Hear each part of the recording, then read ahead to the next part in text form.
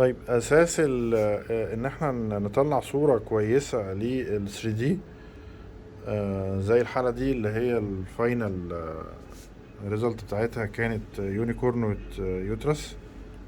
اهو شكل البنانا شيب واضح خالص.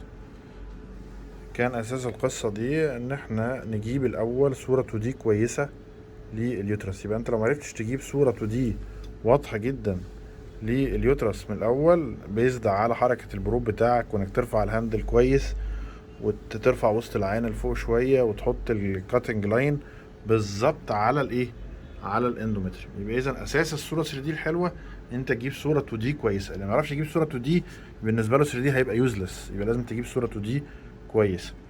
وبعدين هنستعمل بقى الزد تكنيك بتاع الفريد ابو حمد عشان خاطر نحط الكاتنج لاين بالظبط على الاندومتريوم ونقدر نطلع ايمج او فاينل ايمج بالمنظر ده.